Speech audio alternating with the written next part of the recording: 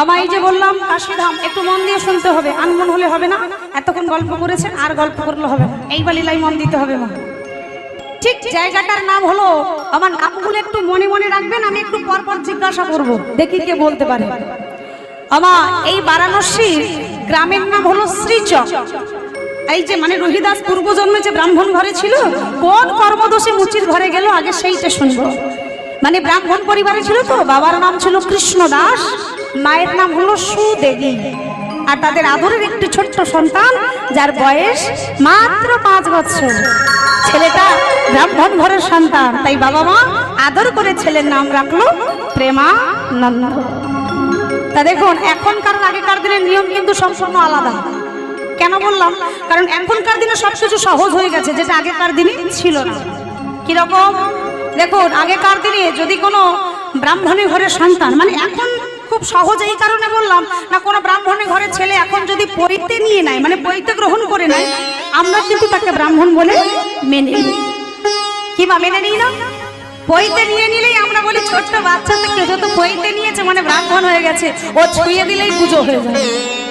কিন্তু আগেকার দিনে এরকম নিয়ম ছিল না। আগেকার দিনে তুমি শুধু ব্রাহ্মণের ঘরে জন্ম নিয়েছো বলে তোমাকে ব্রাহ্মণ বলে মেনে নেবো, এটা হবে না।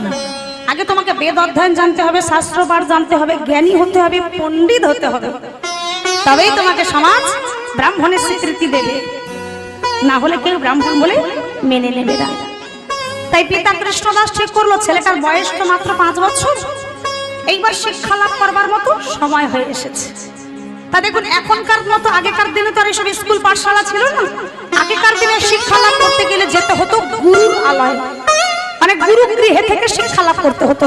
যেমনটা আমার ভগবান শ্রীকৃষ্ণ শিক্ষা করেছিলেন, আমার ভগবানের শিক্ষা করেছিলেন সন্দীপনী মুনি, তিনিও যেমন গুরু গৃহে থেকে শিক্ষা লাভ করেছিলেন, ঠিক তদ্রূপ কৃষ্ণদাস চিন্তা করলো ছেলেটাকে শিক্ষা লাভ করার জন্য গুরুর কাছে নিয়ে যেতে হবে। কিন্তু কোন গুরু?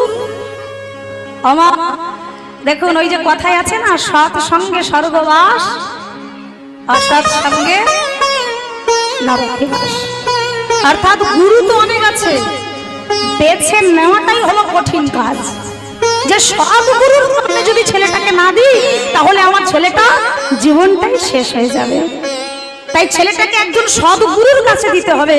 তাই পিতা কৃষ্ণদাস ছেলেটাকে গুরুগৃহে দেওয়ার জন্য খোঁজ করছে, কার কাছে দেওয়া যায়।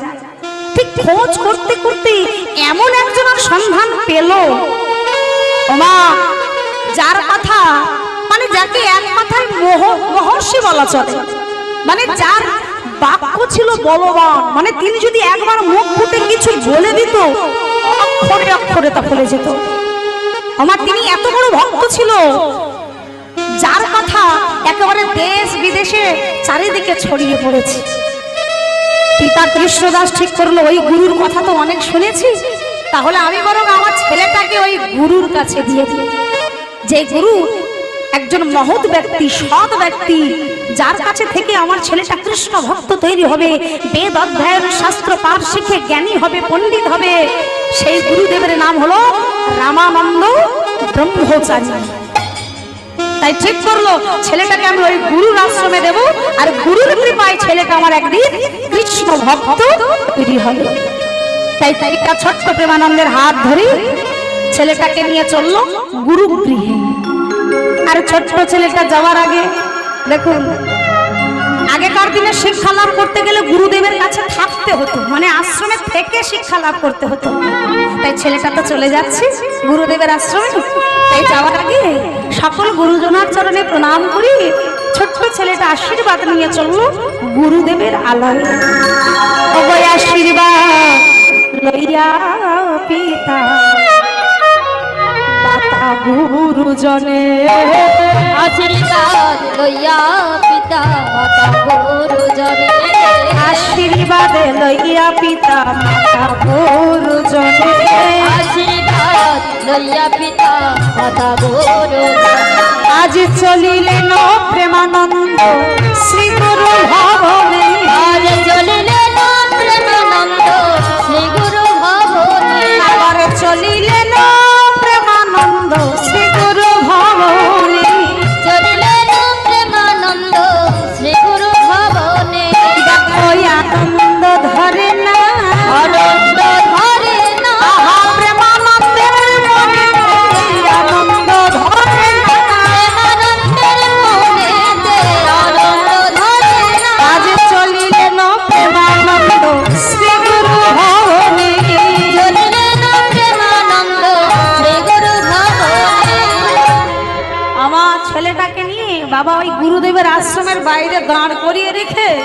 আশ্রমের ভিতরে গেছে। এখন ভিতরে গিয়ে গুরুদেবের সঙ্গে কথোপকথন শেষ করে ছেলেটাকে গুরুদেবের হাতে সঁপে দিলেন। সঁপে দিয়ে এইবার বাবার ফিরে যাওয়ার পালা, মানে এইবার গৃহে চলে যাবে, ছেলেটা থাকবে। আমা বাবা যখন চলে যাচ্ছে, ছোট্ট ছেলে তো ছুটতে গিয়ে বাবাকে জড়িয়ে ধরেছে। আর যেই বাবাকে জড়িয়ে ধরেছে, বাবা ছেলেটার মাথায় হাত বোলাতে বোলাতে কি বলছে জানো?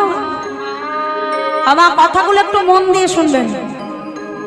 বাবা ছেলের মাথায় হাত বোলাতে বোলাতে বলছে, প্রেমানন্দ ও বাবা, এতদিন আমরা মানে তোর বাবা মা আমরাই ছিলাম তোর আপনজন, কিন্তু আজ থেকে তোর জীবনের সর্বে সর্বাই হলো তোর গুরুদেব। অর্থাৎ একটা কথা তুই মাথার মধ্যে ঢুকিয়ে রাখ বাবা, এই মনুষ্য জীবনে যদি গুরু কৃপা না পাওয়া যায়, কখনো কোনোদিনও কৃষ্ণ কৃপা লাভ করা যায় না। তাই তুই একটাই কথা মাথায় রাখবি, কিভাবে গুরু কৃপা লাভ করা যায়।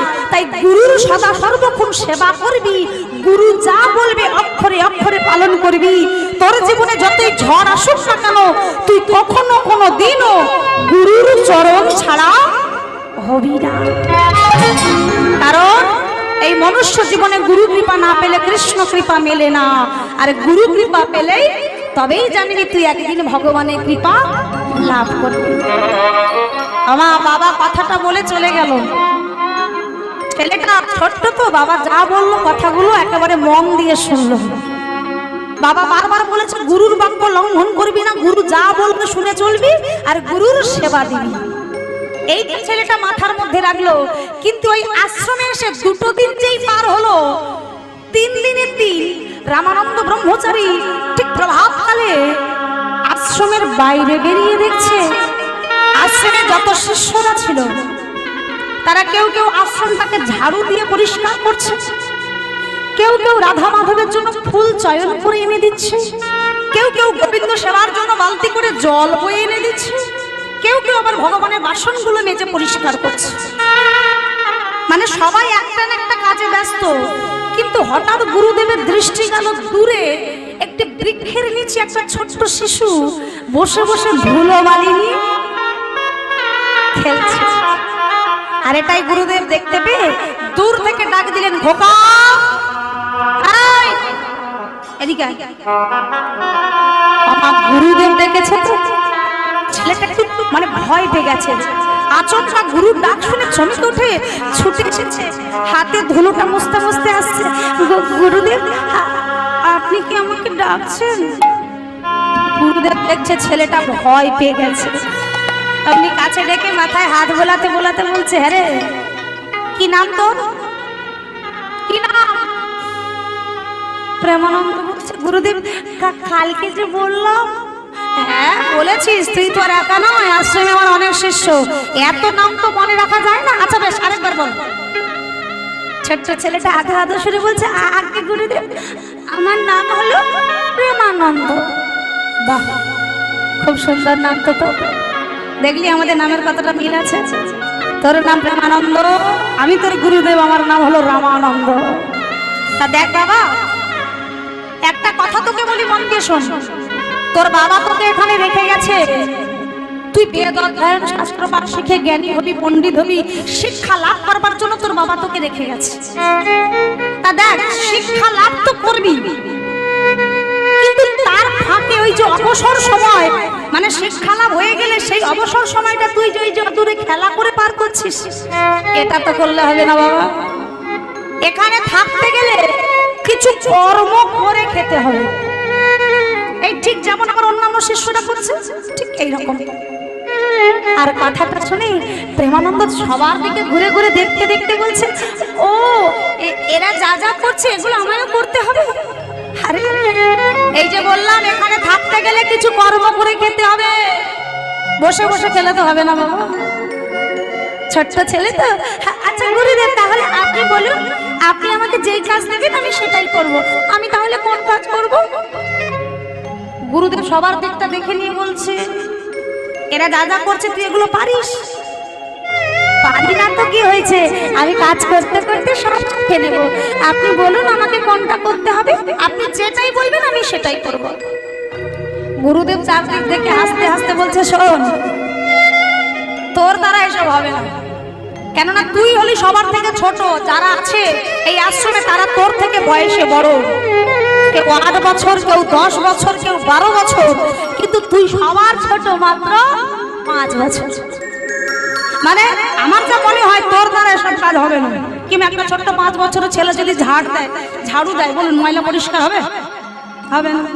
তুই এতটুকু ছেলে, তোকে যে আমি ফুল তোলার কাজও দেবো, তোর গাছের ডালে হাতই পাবে না তো তুই ফুল পাড়বি কি করে? তোকে যে আমি জল আনার কাজ দেবো, 1 বালতি জল দিলে তুই জলটা নিয়ে সোজা হয়ে দাঁড়াতেই পারবি না। তার মানে এসব কাজ তোর দ্বারা হবে না। তা প্রেমানন্দ বলছে, গুরুদেব তাহলে আপনি যে বললেন আমায় কাজ করতে হবে, আমি কি কাজ করব? দাঁড়া, বলেছি যখন আমি, কাজটা তোকে আমি দেব। এই বলে গুরুদেব মন্দিরের সামনে ছেলেটিকে দাঁড় করিয়ে রেখে মন্দিরের ভিতরে গেল। ছেলেটা বাইরে দাঁড়িয়ে আছে। গুরুদেব মন্দিরের ভিতর থেকে ছোট্ট, বড় নয় কিন্তু একেবারে ছোট্ট সাইজের একটা ঝোলা। আমার ঝোলা মানে কি বোঝো তো? একটা ছোট্ট বাচ্চা দেখলে বুঝতে পারে এটা দিয়ে কি হয়। ওই ঝোলাটাই নে প্রেমানন্দের হাতে দিয়ে বলছে, প্রেমানন্দ এই নে ধর। ও মা, ঝোলাটা দেখে প্রেমানন্দ বুঝতে পেরেছে। আনন্দে বলে হলো, গুরুদেব তাহলে আমি ভিক্ষা করব? কি মজা, আমি ভিক্ষা করব। গুরুদেব বলছে, দাঁড়া, এত আনন্দ পাওয়ার মতো কিছু হয়নি। ভিক্ষা তো করবি, তার আগে আমার কথাগুলো আগে শুনে নে, তারপর আনন্দ করিস। কি কথা? তোকে প্রথমেই বলে রাখি, আমি তোর হাতে যে ঝোলাটা দিলাম, এটা কিন্তু আমার রাধা মাধবের সেবার ভিক্ষা। এটা ঠিক আমার আশ্রম চলে ভিক্ষার উপর, কিন্তু সে দায়িত্ব আমি তোর হাতে দিলাম না। তোর হাতে যে ঝোলা দিলাম, এই তন্ডুল দিয়ে হয় কেবল রাধা মাধবের সেবা। এই সেবার দায়িত্ব এতদিন আমার একার ছিল। আমি নিজে স্নান সেরে ভিক্ষা করে এনে রন্ধন করে ভগবানের নৈবেদ্য অর্পণ করি, কিন্তু সারা জীবন তো আর আমি থাকবো না। একদিন না একদিন তো আমাকে চলে যেতেই হবে। তাই আমি ঠিক করলাম, আমার অবর্তমানে একজনকে তৈরি করে যাব, যাতে আমি চলে গেলেও আমার রাধা মাধবের সেবা যেন কখনো বন্ধ না হয়। তাই আজ থেকে তুই তো জীবনে কখনো কোনো কাজ করিসনি, তাই জীবনে প্রথম থেকে তোকে আমি এই রাধা মাধবের সেবার দায়িত্ব দিলাম। তবে পুরোপুরি নয়, এখন তো তুই ছোট্ট। আজ থেকে রাধা মাধবের সেবা 2 ভাগে ভাগ হলো। মানে এতদিন আমি একা করতাম, আজ থেকে 2 জনের উপর দায়িত্ব। এক, তুই ভিক্ষা করে আনবি, আর দ্বিতীয়, আমি ওই তন্ডুল দিয়ে অন্ন ব্যঞ্জন রন্ধন করি ভগবানের ভোগ অর্পণ করি। তার মানে দায়িত্ব আমার একার নয়, আমাদের 2 জনের। প্রথম কাজ তোর, দ্বিতীয় কাজ আমার। প্রেমানন্দ বলছে, গুরুদেব তাহলে আমি আজকে প্রথম দিন ভিক্ষায় চলে যাই? গুরুদেব বলছে, দাঁড়া বাবা, এখন আমার বলা শেষ হয়নি, আরো আছে। হ্যাঁ আছে তো।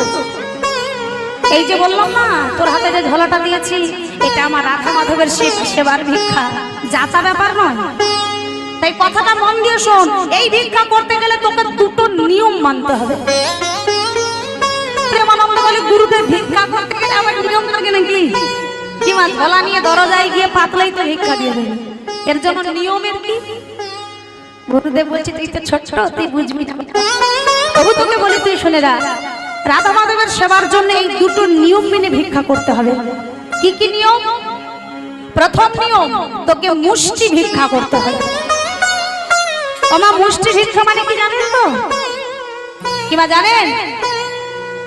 হ্যাঁ, এই যে হাতের মুষ্টির মধ্যে যতটুকু তন্ডুল ধরবে, সেই ততটুকু ভিক্ষা দেওয়াকেই বলে মুষ্টি ভিক্ষা।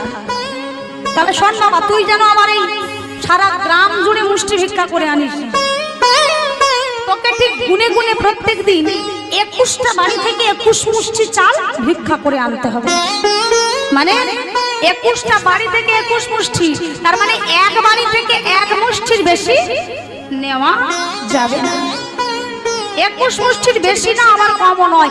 21 মুষ্টি বাড়ি থেকে, ওই 21টা বাড়ি থেকে 21 মুষ্টি নেওয়া হয়ে গেলে দ্বিতীয় নিয়ম, তুই আশ্রমে এসে হয়তো দেখলি আমি নেই মন্দিরে, তুই আমার কোনো শিষ্যের হাতে ঝোলাটা দিয়ে চলে গেলি।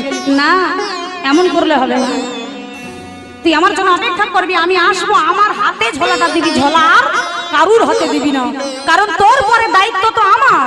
তাই ওই তন্ডুলগুলো আমি ফুটিয়ে অন্য ব্যঞ্জন তৈরি করে ভগবানের ভোগ নৈবেদ্য অর্পণ করব। তাই এই দ্বিতীয় নিয়ম হলো ঝোলাটা তুই আমার হাতে দিবি। আমার মন দিয়ে শুনছো তো? আমি কিন্তু একটু পরে সব জিজ্ঞাসা করবো, দেখি কত মন দিয়ে শুনছো। এই কথাটা বলে গুরুদেব যেই না ছেলেটাকে ভিক্ষায় যাওয়ার জন্য তৈরি করে দিচ্ছে, ছোট্ট ছেলে তো, পরনে একটা ধুতি, আমার মাথায় একটা পাগড়ি বেঁধে দিয়ে, হাতে ওই ঝোলাটা মানে কাঁধে দিয়ে, ছোট্ট ছেলে তো কাঁধে নিয়ে গুরুদেবের চরণে প্রণাম করে বলছে, গুরুদেব তাহলে আমি আসি। গুরুদেব ছেলেটাকে সাজিয়ে দিয়ে বলছে, দেখ বাবা তুই ছোট্ট, তাই আমি তোকে যে কথাগুলো বললাম কথাগুলো মনে রাখিস। তোর জীবনে যেই পরিস্থিতি আসুক না কেন,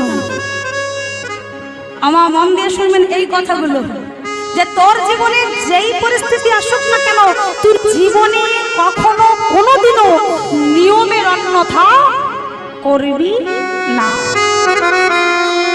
এই নিয়ম মেনে তুই প্রত্যেকদিন ভিক্ষা করবি, তাতেই হবে, আর কিছু চাই না। প্রেমানন্দ বলছে, গুরুদেব সে না আমি করলাম, কিন্তু আর কিন্তু কি না, মানে ওই মায়েরা যদি আমাকে ভালোবেসে আদর করে জোর করে দু মুষ্টি দিয়ে দেয়, তখন আমি কি করব? কথাটা শুনে গুরুদেব হাসছে।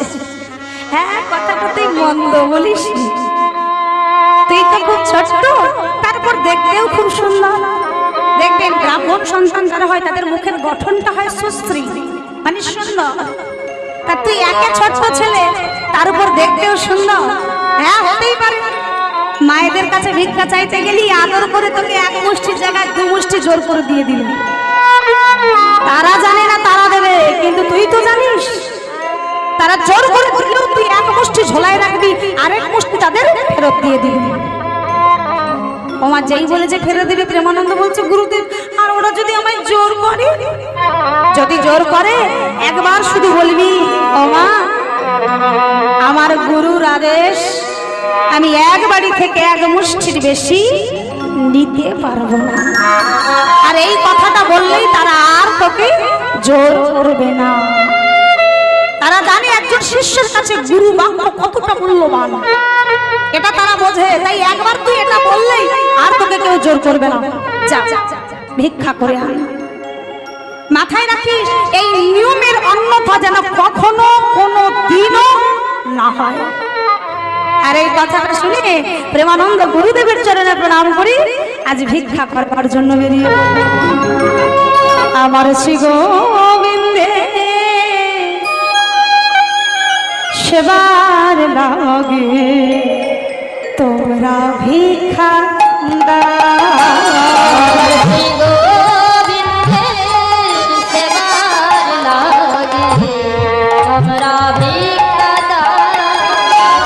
আবার শ্রী গোবিন্দের সেবার লাগে তোরা ভিক্ষা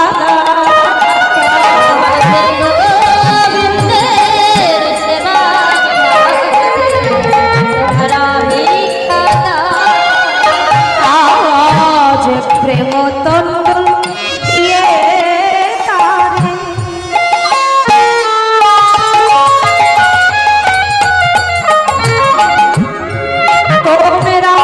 জন্মের মত কিনে না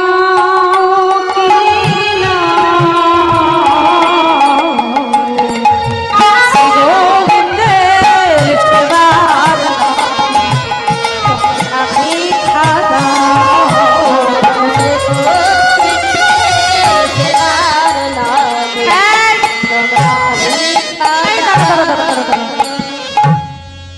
যেই না ভিক্ষা চাইছে, ছোট্ট ছেলে তো ভিক্ষা চাইতে চাইতে যাচ্ছে, পাড়ার মায়েরা বেরিয়ে ডাকলেন,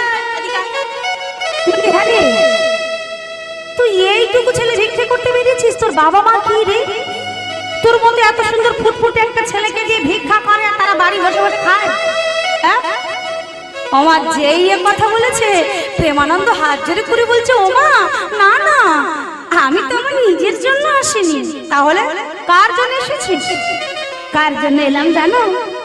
নিজের লাগি চাই না কিছুই,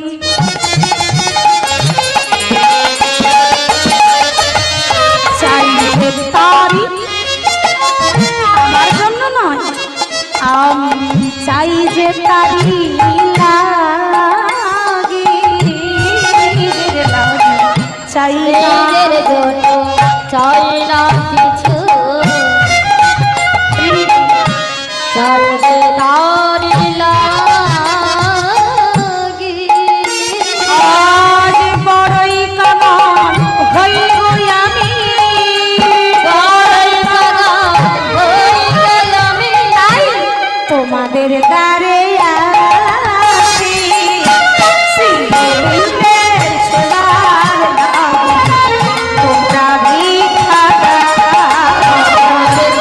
গোবিন্দের সেবার লাগি তোমরা ভিক্ষা দাও। পাড়ার মায়েরা বলছে হ্যাঁ রে গোবিন্দ সেবা দিবি তো আগে বলবি তো দাঁড়া। আমার ঘরের ভিতর গিয়ে সব মায়েরা কি করছে থালা ভর্তি করে চাল নিয়ে এগিয়ে এসেছে, কই দেখি বাবা তো ঝোলাটা দিয়ে দেখি ভিক্ষাটা দি। এইবার আপনারা বলুন তোমার গুরুদেবের আদেশ কি ছিল? জোরে বলো, আমি কানে কম শুনি। হ্যাঁ মানে এক বাড়ি থেকে এক মুষ্টি মায়েরা তো থালা ভর্তি করে ছুটে এসেছে, দেখি বাবা তো ঝোলাটা দিয়ে ভিক্ষা দি। প্রেমানন্দ দেখে বলছে ও না না আমার তো অত চাই না, আমাকে এক মুষ্টি করে দিলেই হবে। মায়েরা বলে হ্যাঁ এই যে বললি গোবিন্দ সেবা দিবি, তার সেবা দিতে গেলে তো প্রসাদই করতে লাগে, এক মুষ্টিতে হয় নাকি? দেখ তো ঝোলাটা দিয়ে আমরা ভর্তি করে দিচ্ছি। প্রেমানন্দ হাত জোড়ে করে বলছে ও মা আমার গুরুর আদেশ, আমি এক বাড়ি থেকে এক মুষ্টির বেশি ভিক্ষা নিতে পারবো না। ও গুরুর আদেশ, তাহলে তো বাবা জোর করা যাবে না। তা দেখ আমরা কি দিতে কি দিয়ে দেবো, তার থেকে আমরা থালাটা বাড়িয়ে দিচ্ছি, তোর যা লাগবে তুই নিজে তুলে নে। এই বলে মায়েরা থালাটা বাড়িয়ে দিয়েছে আর প্রেমানন্দ তার ছোট্ট ছোট্ট হাতে ওই এক মুষ্টি তন্ডু ঝোলার মধ্যে নিয়ে নিল। আর ঠিক এমনি করে গুনে গুনে 21টা বাড়ি থেকে 21 মুষ্টি চাল ঝোলার মধ্যে নিল। আর ঝোলাটা শক্ত করে বেঁধে আমার 21 মুষ্টি বাড়ি থেকে যেই ভিক্ষা হয়ে গেল সোজা চলে গেল আশ্রমে। আর দ্বিতীয় নিয়মটা কি ছিল? কার হাতে? গুরুদেবের হাতে। মানে ঝোলাটাকে নিয়ে গিয়ে গুরুর হাতে দিতে হবে, আর কারো হাতে দেওয়া যাবে না। আশ্রমে গিয়ে গুরুদেবের হাতে যেই না ঝোলাটা দিল, গুরুদেব সেই অন্ন ব্যঞ্জন সুন্দর করে তিনি রন্ধন কার্য সমাপ্ত করলেন। আর যখনই ভোগ নিবেদন করলো, আমার সেবাটা দিচ্ছে দেখুন কত বড় ভক্ত ছিল রামানন্দ ব্রহ্মচারী। ওই অন্ন ব্যঞ্জন রন্ধন করে নিজের হাতে ভগবানের ভোগ সাজাচ্ছে কিভাবে? একটা থালা নিলেন, থালার মাঝখানে রাখলেন অন্ন, বাটিতে সাজিয়ে দিলেন ব্যঞ্জন মানে তরকারি, প্রত্যেকটা সেবা দ্রব্যের মধ্যে একটি করে চন্দন মাখা তুলসী পত্র, গ্লাসে জল, ধূপ দ্বীপ জ্বাললেন, একটি আসন পেতে দিলেন। তারপরে এই মন্দিরের দরজা বন্ধ করে দিলেন। দরজা বন্ধ করে গুরুদেব ওই দরজার বাইরে দাঁড়িয়ে দাঁড়িয়ে ইষ্ট নাম জপ করে। বেশি নয়, এই যে আপনারা যখন সেবা দিন, বাবা আপনারা কি করেন জানি না, অনেকে করে এটা, দেখবেন ভগবানের সেবা দিয়ে চলে যায়, হয় ওই দুপুরবেলা সেবা দেয়, সন্ধ্যাবেলা ঠান্ডা দিতে গিয়ে একটু থালা বাসনগুলো তোলে, না হলে পরের দিন গিয়ে সেগুলো পরিষ্কার করে। কিনা এমনটা করে? এমনটা এদিকেও হয়, তাই তো? দেখুন আপনি যদি খেতে বসেন, আপনার সাথে যদি একটু থালা সারাদিন পড়ে থাকে, আপনার কি ভালো লাগবে? লাগবে না। তাহলে ভগবানের বেলা আমরা করি কেন? কারণ একবার যাবো তাই সময় পাই না, আবার দুবার ধরে ঠাকুর ঘরে যাবো। তা দেখুন এটা রামানন্দ ব্রহ্মচারী করতেন না। তিনি কি করতেন জানো? তিনি প্রত্যেক দিন তিনি ওই সেবা দিয়ে দরজার বাইরে অপেক্ষা করতো, চলে যেত না। মাত্র কয়েকটা মিনিট হয়ে গেলেই হাতে 3টে তালি দিয়ে তিনি মন্দিরে দরজা খুলতেন। আর দরজা খুলে কি দেখতো জানো? দরজা খুলে দেখতো তিনি যে ভোগ নিবেদন করেছিলেন সেই ভোগ মানে অর্থাৎ ওই যে অন্ন, অন্যের অর্ধেক ভগবান সেবা করে নিয়েছে, অর্ধেকটা প্রসাদী করবার লাগি রেখে গেছে। বাটিতে ব্যঞ্জন সেগুলো অর্ধেক অর্ধেক পড়ে আছে, গ্লাসের জল সেটাও অর্ধেক। এমনকি ভগবান সেবা নিয়ে চলে যাওয়ার সময় নিজের হাতের 5টা আঙ্গুলের চিহ্ন থালার মধ্যে রেখে যেতেন। এইবার ভাবুন ওই রামানন্দ ব্রহ্মচারী কত বড় ভক্ত ছিল, যার নৈবেদ্য ভগবান প্রত্যেক দিন আসনে বসে সেবা করত। কিমা সেবা তো আমরাও দিই, কিমা দিই না? বাজার থেকে 10টা সন্দেশ কিনে এনে ঠাকুর ঘরে দিই, বলুন কিছুক্ষণ পর দরজা খুলে কি দেখি? 10টাই পড়ে আছে। দেখো মা, একটাও কি কম পড়ে? পড়ে না? হ্যাঁ পড়ে, যদি ইঁদুরে বা পিঁপড়ে নিয়ে যায় তাহলে কম কম পড়ে। এইবার বলুন তো, আমরা যেটা দিই এটাকে কি সেবা বলে? কি মা বলে? বলে না? কে বললো বলে না? জেনে রাখুন, এটাও একটা সেবা। এটা ভগবান প্রত্যক্ষ সেবা করেন। প্রত্যক্ষ সেবা মানে দৃষ্টি দ্বারা তিনি এইটা সেবা করে। তুমি কি দিলে সেটা দেখে না, তুমি তাকে যাই দাও, ছানা দাও, মাখন দাও, ক্ষীর দাও, দনি দাও, যাই দাও না কেন সে এটাই দেখে। তুমি তাকে যাই সেবা দাও না কেন তার মধ্যে তুমি কতটা ভক্তি মিশিয়েছো। আর এটাকেই বলে প্রত্যক্ষ সেবা, যেটা ভগবান আসনে বসে সেবা করে তাকেই ক্ষমা। আজকে দেখুন, এই যে আমরা বলি ভগবানের যে সেবা দিই, এই যে আমরা বলি এই জগতে ভক্তি যার ভগবান তার, কিন্তু এই জগতে মা দেখবেন অনেক মানুষ আছে যারা ওই লাখ লাখ টাকা খরচা করে বাড়িতে ভগবানকে সোনার সিংহাসনে বসিয়ে রেখে আমরা ভগবানের সেবা দিই, আর সোনার সিংহাসনে রেখে নিজেদের গর্ব অহংকার করে মানুষকে ডেকে দেখায়। মন্দিরে যখন পুজো হয় হাজার হাজার মানুষ আসে, এসে যখন হাত জোড়ো করে বলে দাদা তোমার মন্দিরটা খুব সুন্দর হয়েছে গো, তোমার বিগ্রহগুলো খুব সুন্দর, দেখবেন সেই দাদা তখন কি বলে? কি বলে? আরে দাদা সুন্দর কি আর এমনি হয়েছে, কারি কারি টাকা ঢেলেছি তবে এত সুন্দর হয়েছে। তার মানে এগুলো অহংকার করে তুমি তাদের ডেকেছো, সেবা দেওয়ার জন্য নয়, তুমি দেখাবার জন্য এনেছো যে তোমার এত আছে। এটাকেই বলে অহংকার। আর এই অহংকার নিয়ে ডাকলে কখনো ভগবানের কৃপা পাওয়া যায় না। কিবা পাওয়া যায়? যদি অট্টালিকা থাকলে, শ্বেত পাথরের মন্দির থাকলে, সোনার সিংহাসন থাকলে ভগবানকে পাওয়া যেত, তাহলে সব মন্দিরেই ভগবানকে পাওয়া যেত। এ জগতে একমাত্র ভক্তি যার, ভগবান তার। কেউ কখনো বলতে পারবে না আমি ঠাকুরকে সোনার সিংহাসনে রেখেছি, ঠাকুর আমার একা, এটা কেউ বলতে পারবে না। কারণ সে অহংকারের বস্তু নয়, সে যে ভালোবাসার ধন, তাকে যে ভালোবাসবে আমার ভগবান জন্ম জন্মান্তরের জন্য যে তার হয়ে যায়। ভগবান যেটা ভালোবাসে সেটা হলো ভক্তের ভক্তি আর ভক্তের দুটো নয়ন বাড়ি। ভগবান তো প্রতিটি ভক্তকে দুটো করে নদী দিয়েই রেখেছে, একটি হলো যমুনা, একটি হলো গঙ্গা। আর এই নদীর জল দিয়ে যদি কোনো ভক্ত একবার আমার ভগবানকে ডাকতে পারে, ভগবান পৃথিবীর যেই প্রান্তে থাকুক না কেন একেবারে কাঙালির মতো সেই ভক্তের কাছে জন্ম জন্মান্তরের জন্য বাধা পড়ে যায়। তাই ভক্তকে ডাকতে গেলে চাই ভক্তি, অহংকার নয়। যদি কোনো ভক্ত একবার গর্ব করে অহংকার করে বলে যে আমি প্রভুর বড় ভক্ত, ঠিক ওই যেটা হয় না, এক বালতি গরুর দুধে যদি এক বিন্দু গোচনা করে কি হয়? সম্পূর্ণ দুধটাই নষ্ট হয়ে যায়। ঠিক যত বড় ভক্ত হোক, তার অন্তরে যদি বিন্দু মাত্র অহংকার প্রবেশ করে, তার সম্পূর্ণ ভক্তিটাই নষ্ট হয়ে যায়। আপনারা জানবেন ওই যে মহাভারতে যে ছিল অহংকারী দুর্যোধন, দেখুন দুর্যোধনের মেয়ে লক্ষণা আর কৃষ্ণের ছেলে সাম্য, এদের দুজনের বিয়ে হয়েছিল। তাহলে সম্পর্কে কৃষ্ণ আর দুর্যোধন কি হবে? বলে ভাগরা ভাই নাকি? আমার ছেলের বাবা আর বৌমার বাবা কি হয়? কি হয়? বেয়াই হয়, তাই তো? তার মানে কি দুর্যোধনের মেয়ে লক্ষণা, কৃষ্ণের ছেলে সাম্য, দুজনের বিয়ে হয়েছে, মানে দুজনের সম্পর্কটা কি? বেয়াই। দেখুন দুর্যোধন ভগবানকে নিমন্ত্রণ করছে, বেয়াই আগামীকাল মধ্যাহ্নকালে আপনি আমার বাড়িতে সেবা করবেন, আপনার নিমন্ত্রণ রইল। নিমন্ত্রণ দিয়ে যখন চলে যাচ্ছে না, রাস্তা দিয়ে যেতে যেতে মনে মনে দুর্যোধন বলতে বলতে যাচ্ছে, বেটা গোয়ালার ছেলে, এই যে কৃষ্ণ আমার মনে মনে বলছে, তা মনে মনে যতই বলুক সে যে অন্তর্যামী গো। আপনি এখানে বসে মনে মনে কি পরিকল্পনা করবেন কেউ না জানতে পারুক, আপনার পাশের লোক না জানতে পারুক, ভগবান ঠিক শুনতে পাবে। তাই তো দুর্যোধন যখন মনে মনে বলতে বলতে যাচ্ছে, বেটা গোয়ালার ছেলে, তুমি তো সারা জীবন ছানা মাখন খেয়ে গেলে, তরকারি স্বাদ আর বুঝবে কি? কাল এসো তুমি, আমি তোমার এমন তরকারি খাওয়াবো যেটা খেলে ছানা মাখনের স্বাদ ভুলে যাবে। এই অহংকার নিয়ে ভগবানকে নিমন্ত্রণ করলো, সেবা দেওয়ার জন্য নয়, ছানা মাখনের স্বাদ ভোলাবে বলে। এইবার বলুন তোমা, তার বাড়ি কি আমার ভগবান যাবে?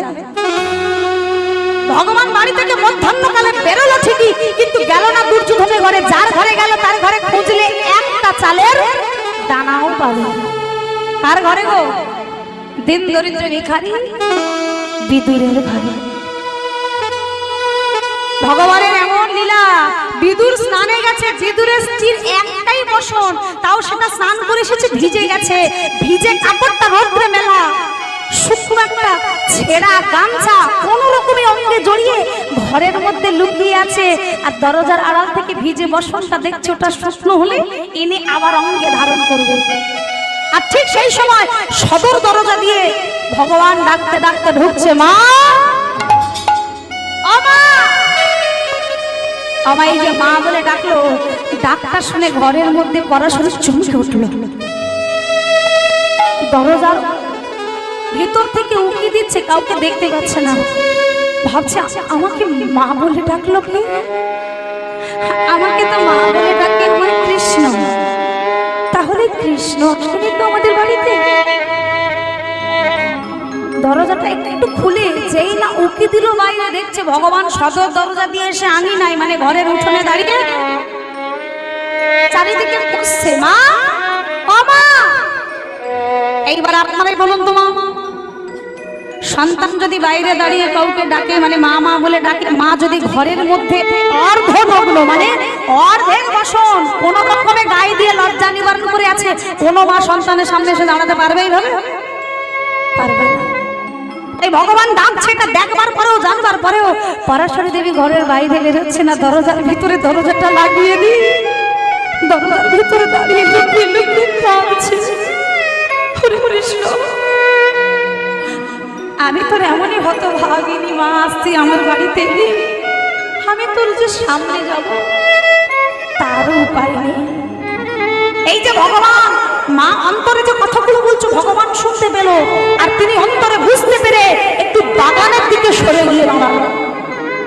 আমার ওই দূরে বাগানের দিকে যখন দাঁড়িয়েছে, পরাশরী দেবী দেখলো কৃষ্ণ বাগানে, এই সুযোগে ছুটে গিয়ে ভিজে বসনটা এনে অঙ্গে ধারণ করে ওই যে কৃষ্ণ বাগানে এক পা করে গিয়ে কৃষ্ণের অঙ্গে হাত রাখল।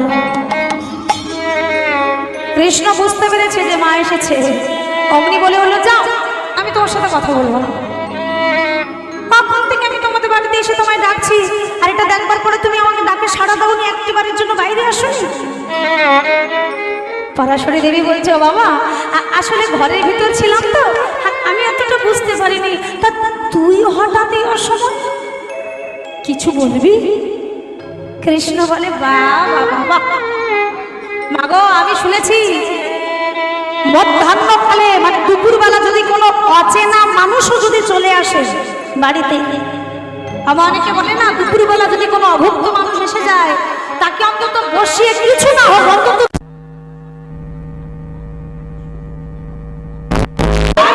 দিতে নেই।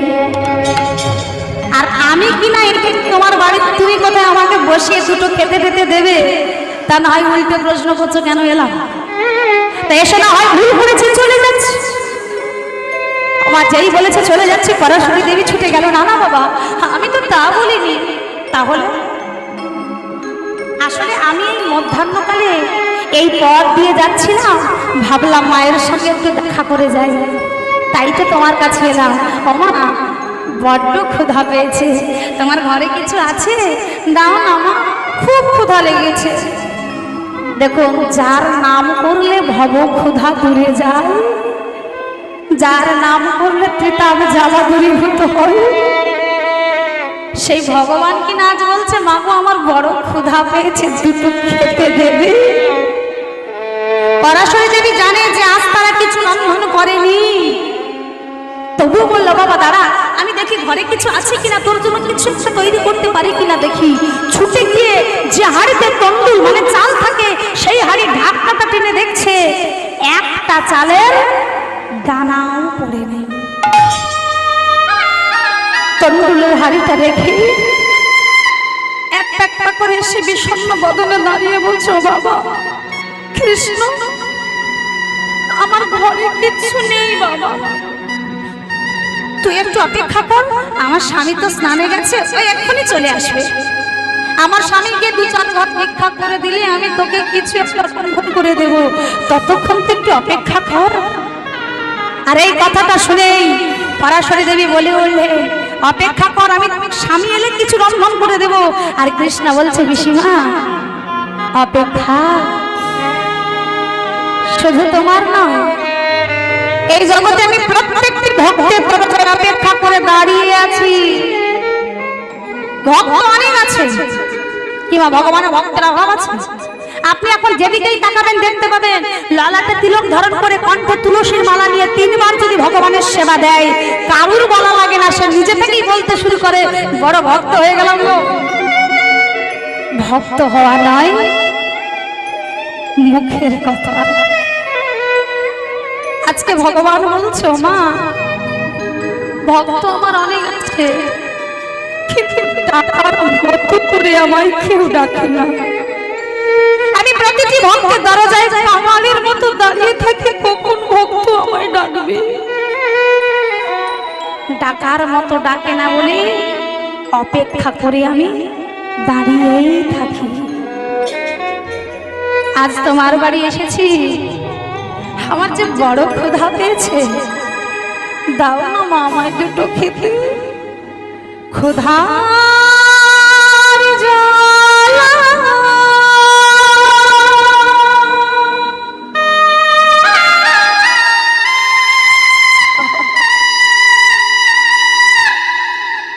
জঠর জ্বলে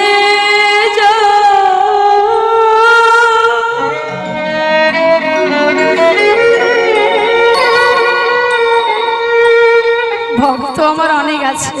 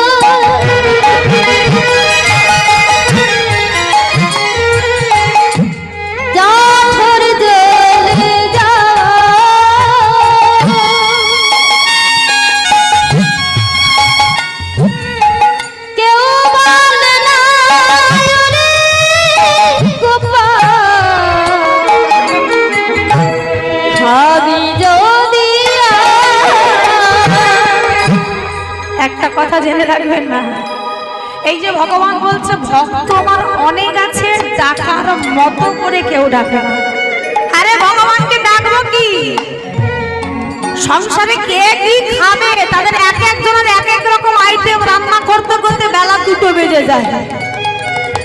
আর 2টোর সময় কোন রকম ঠাকুর ঘরে গিয়ে 2টো নকুল নানা দিয়ে বেরিয়ে আসতে পারলে আমরা বেঁচে যাই।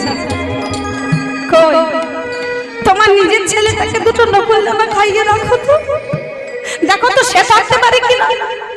কি তুমি নিজে খেয়ে দেখো তো তুমি সারাদিন থাকতে পারো কিনা। আমরা ভগবানের জন্য 2টো নকুল নানা বরাদ্দ করে দিয়েছি। কখনো যদি ভুল করে 2টোর জায়গায় 3টে পড়ে যায়, একটা ঝট করে তুলে নি। আর দেখবেন আমাদের এই হিন্দু সনাতন ধর্মের সব থেকে প্রত্যেক বাড়িতে দেখবেন ঠিক এমনি সাইজের ছোট ছোট থালার ছোট ছোট গ্লাস পাওয়া যায়, কেনা যায় না। আর এগুলো আমরা কাকে দিয়েছি? একেবারে ভগবানকেই বরাদ্দ করে দিয়েছি। ওগুলো শুধু ভগবানের আর কারুর নয়। বাড়িতে অতিথি এলে কুটুম্ব এলে বন্ধু বান্ধব এলে কাঁচের প্লেট আলমারি থেকে ডিনার সেট বের করে খেতে দিই, আর ভগবানের বেলায় ছোট্ট থালা ছোট্ট গ্লাস, এতটুকু গ্লাসে জল দিয়ে দিয়ে জল খেলে নলিও ভেজে না। আজকে ভগবান বলছে মাগো ভক্ত আমার অনেক আছে, কিন্তু ডাকার মতো করে আমায় কেউ ডাকে না, কেউ কখনো বলে না ক্ষুধার জ্বালা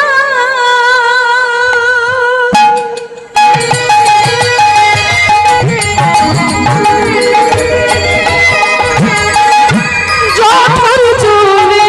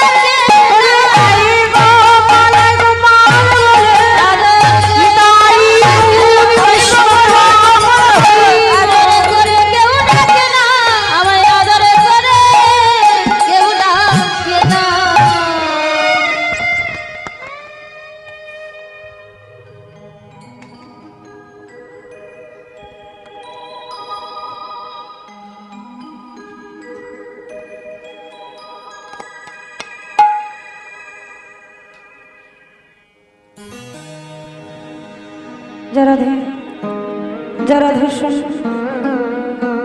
আজকে পরাশরী দেবী ছুটে গিয়ে বলছে বাবা আমার স্বামী কালকে একটা কলা ভিক্ষা করে এনেছে, তুই কি কলাটার সেবা করবি? কৃষ্ণ বলছে ক্ষুধার সময় তুমি জিজ্ঞাসা করছো মা, যা দেবে তাই খাবো। আচ্ছা বেশ বেশ তুই দাঁড়া, আমি কলাটা আনছি। আমার ভগবানকে বসতে দেবে জায়গাও নেই, নর্দমায় পড়েছিল একটা ময়লা ছেঁড়া বসনের এক ফালি টুকরো, সেই নর্দমা থেকে বসনটা তুলে ঝেড়ে বারান্দায় পেতে দিল। ও বাবা তুই বস, আমি কলাটা আনছি। ভগবানকে বারান্দায় বসতে দিল, বসতে দিয়ে ঘরের ভেতর থেকে কলাটা এনে হাত বাড়িয়ে বলল ও কৃষ্ণ এই নে বাবা খেয়ে। আর যেই না হাতটা বাড়িয়ে বললো খেয়ে নে, কৃষ্ণ বলে মাগো এটাই তো আমার বাজে স্বভাব। কেন কেন বাবা তুই কথা বললি? না বাজে স্বভাব বলে এটাই যে এই হাত দিয়ে আমি সব পারি, যেমন গিরি গোবর্ধনকে ধারণ করতে পারি, আবার দুরাচারী কংসকে বধ করতে পারি, পাপাচার দুরাচার বা বিচার হিরণ্যকশিপুরকে হত্যাও করতে পারি। মানে এই হাত দিয়ে আমি সব পারি, বাজে স্বভাব হলো এটাই মাগো আমি নিজের খাবারটা নিজে খেতে পারি না। পরাশরী দেবী বলে ওরে দুষ্ট ছেলে, তার মানে তুই আমার হাত থেকে খাবি বলে চাল করছিস? তা সেটা তো বললেই হয়। আচ্ছা বেশ তোর হাত দিতে হবে না, তুই বস আমি তোকে খাইয়ে দিচ্ছি। ভগবান বসে আছে বারান্দায়, ভগবানের পায়ের কাছে বসলেন পরাশরী দেবী। মাটিতে বসে ভগবানের দিকে তাকিয়ে তাকিয়ে কলার খোসাটা ছাড়াচ্ছে, আর ভগবানের দিকে তাকিয়ে থাকতে থাকতে মেয়েটা এক সময় ভক্তির সাগরে ডুবে গেল। আর যে সাগরে ডুবে গিয়ে মেয়েটার দিক বিদিক হারিয়ে গেল। ওই কলার খোসাটা ছাড়ালো ঠিক, আমরা কি করি খোসা ফেলে কলাটা সেটা করি, কিন্তু আজকে পরাশরী দেবীর দিগবিদিক জ্ঞান হারিয়ে কলাটা ফেলে দিই, কলার খোসাটা নিয়ে ভগবানের বদনে তুলে দিচ্ছে। আর আমার ভগবানের সামনে যখনই কলার খোসাটা আনলো পরাশরী, অমনি মা হাত থেকে কলার খোসাটা ভগবান খেয়েও নিল। কেন? আরে ভক্ত তো ভুল করবেই, কি মা করবে না? এই তো আপনারা ভক্ত, একটু ভাবুন তো, এই রাত্রেবেলা যদি এখনই আপনার বাড়িতে ভগবান এসে যায়, আপনি আনন্দে ভুল ভাল করবেন না? তাকে বসতে দেবেন না, পা ধোয়াবেন না, জল দেবেন না, বাতাস করবেন না, খেতে দেবেন, আপনি তো আনন্দ ভুল ভাল করতেই পারেন। ভক্তই তো ভুল করবে, ভগবান পারতেন না ভক্তের ভুলটা ধরিয়ে দিতে, যে মা তুমি ভুল করে কলার খোসা দিচ্ছ, কলাটা দাও? কি পারতেন না? পারতেন, কিন্তু তিনি কিচ্ছু বলেননি। কেন বলেনি? কারণ তিনি এখানেই প্রমাণ দিয়ে দিল যে তিনি ভক্তের কাছে ছানা মাখন চায় না, রাজভোগ চায় না, যেটা চায় সেটা হলো ভক্তি। আর এই ভক্তিতে কলার খোসা দিলেও ভগবান কলার খোসাও খেয়ে নেয়। তাই তো পরাশরী কলার খোসা দিচ্ছে, ভগবান খেয়ে নিচ্ছে। আর এদিকে বিদুর জলে নেমে স্নান করতে নেমেছে, আর জলে নেমে পরনের গামছাটা খুলে জলে ধুইছে। পাশ থেকে একজন প্রতিবেশী বলে উঠলো, ও বিদুর দাদা, তুমি এখনো স্নান করছো? আমি আসবার সময় দেখে এলাম তোমার বাড়িতে কৃষ্ণ এসেছে তো। আর এই কথাটা শুনে বিদুর যেভাবে ছিল, যে অবস্থায় ছিল, সেইভাবে ছুটতে ছুটতে ঘরে চলে এলো। বাড়িতে এসে দেখছে কি পরাশরী কলার খোসা নিয়ে ভগবানকে খাওয়াচ্ছে। আর এটা দেখে বিদুর দরজা দিয়ে চিৎকার করে উঠল, পরাশরী তুমি কি করছো? পরাশরী, যোগী যাকে যোগে পায় না, মুনি যাকে ধ্যানে পায় না, যার চরণে পাওয়ার লাগি ব্রহ্মা কাঁদে যোগে বসে দিবানিশি অহনিশি, যার চরণে পাওয়ার লাগি শিবই হলো শ্মশানে বাসী, সেই দেবের দুর্লভ আরাধ্য দেবকে পেয়ে তুমি কলার খোসা দিচ্ছ? ছি ছি ছি ছি ছি, এটা তুমি কি করছো?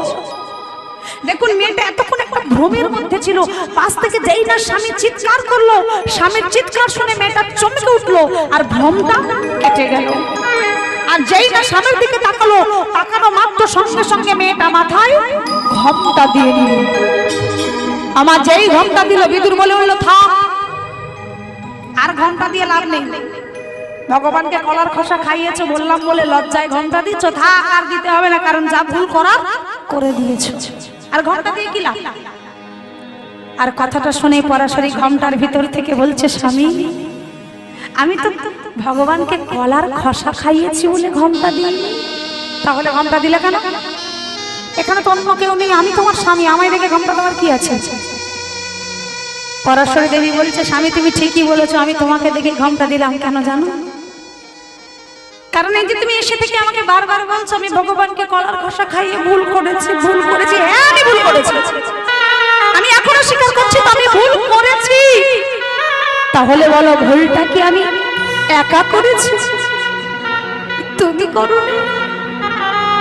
ভগবান আমার বাড়িতে এসেছে, আমি আনন্দে ভুল করতেই পারি, কারণ ভগবান আমার সামনে বসে আছে।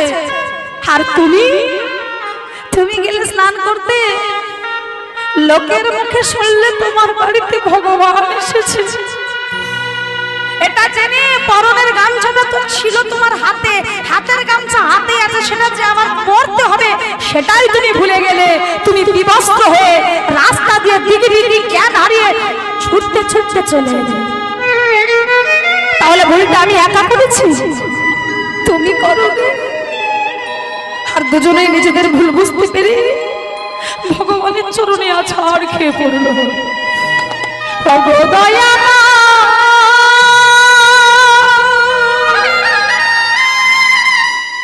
কৃপা কর,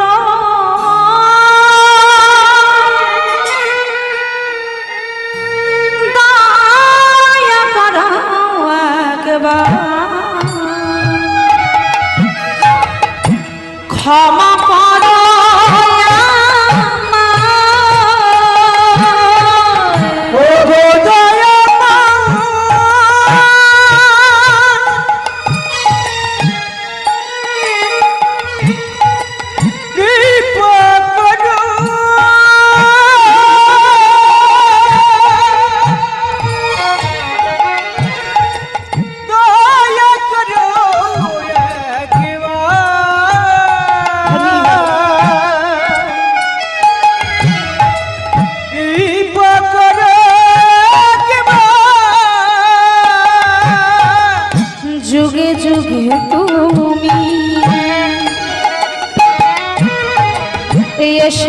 ধরাতে ও ধারিতে এই ধরণী তাই তো